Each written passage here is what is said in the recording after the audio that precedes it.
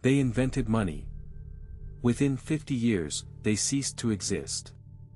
The Lydians created the world's first coins, sparked an economic revolution, and then watched their own invention destroy everything they had built. This is how history's greatest financial breakthrough erased an entire civilization. 700 years before Rome reached its peak, a small kingdom in western Anatolia held a secret that would reshape human civilization. The Lydians controlled something precious, rivers that ran with gold. But raw gold meant nothing. You could not buy bread with a nugget. You could not pay soldiers with dust.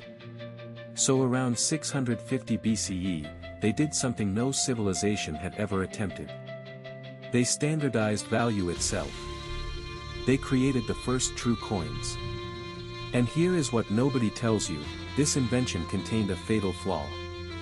A flaw so devastating it would erase the Lydians from existence. But to understand how, we must first see what they built. Before Lydian coins, trade was chaos. Imagine buying a house with sheep. How many sheep equal a house? What if the sheep are sick? What if the seller wants grain instead? Every transaction required negotiation. Every deal risked collapse. The Lydians solved this with elegant simplicity. They mixed gold and silver into electrum, stamped it with a lion's head, their royal symbol, and declared each coin worth exactly one standard unit.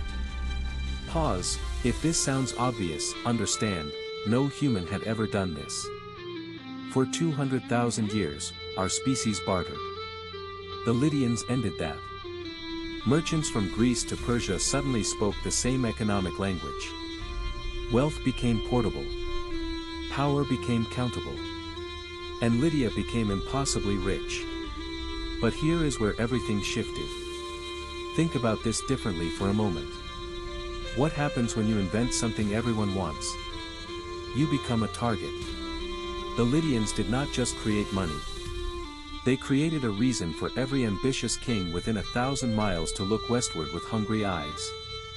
By 600 BCE, Lydian coins had spread across the ancient world. Greek city-states adopted them. Egyptian merchants hoarded them. Persian nobles coveted them. And in the palace at Sardis, Lydian kings made a catastrophic miscalculation. They believed their wealth made them invincible.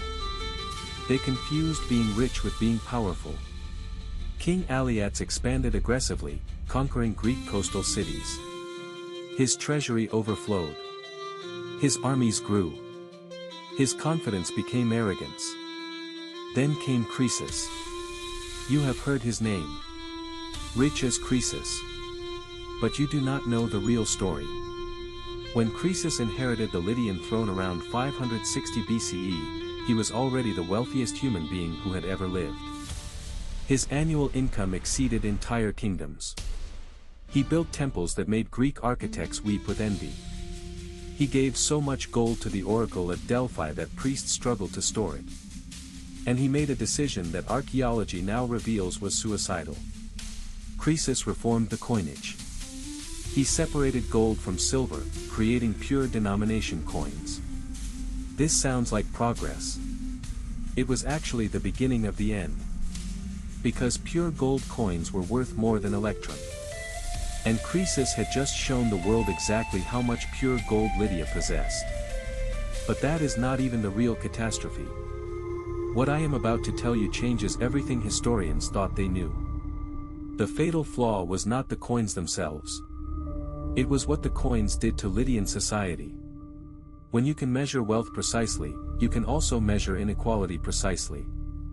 Before coins, a rich man had more sheep. After coins, a rich man had exactly 4,000 times more than a poor man. Everyone could count the difference. Pause. Archaeological evidence from Sardis shows something disturbing. In the decades before the fall, Lydian cities experienced massive social stratification. The merchant class exploded in wealth. The working population fell into debt slavery. The Lydians had not just invented money. They had invented economic inequality at scale. And empires built on inequality are empires waiting to collapse from within. 547 BCE. Cyrus the Great of Persia marched toward Sardis with an army of 80,000 soldiers. But here is what made this invasion different. Cyrus did not come to conquer. He came to collect. Persian intelligence had spent years studying Lydian economics. They knew exactly how much gold sat in Croesus's treasury. They knew the Lydian army was formidable, but its society was fractured. They knew something Croesus did not: half of Lydia would not fight for a king whose coins had made them poor. When Persian forces reached the Lydian border, entire regions surrendered without resistance. Farmers who owed debts welcomed the invaders. Merchants calculated that Persian rule might mean better trade routes. The coins that built Lydia had severed the bonds between ruler and ruled. Croesus made his final stand at Sardis. The battle lasted 14 days. Persian cavalry could not breach the walls. But Cyrus had studied his enemy. He offered Lydian defenders something Croesus could not match: debt forgiveness. Soldiers began deserting. The treasury Croesus had spent his life building now meant nothing because the men guarding it wanted freedom more than gold. On the 14th night, a small Persian force scaled an undefended section of wall. By dawn, Sardis had fallen. Croesus was captured alive. And here is the final bitter irony: his legendary wealth became Persian wealth. The coins he refined, the gold he accumulated, the economic system he perfected, all of it funded Persian expansion for the next 2 centuries. Lydia had invented the weapon that destroyed it. Within a generation, Lydia ceased to exist as a distinct civilization. The Lydian language disappeared. Their customs dissolved into Persian culture. Their cities became Persian cities. Only their invention survived, spreading across every empire that followed. Greek coins, Roman coins, Byzantine coins, modern currency. Every economic system on earth descends from what the Lydians created in those gold-rich valleys of Anatolia. They gave humanity its most powerful tool for building civilization. And that same tool, concentrated in too few hands,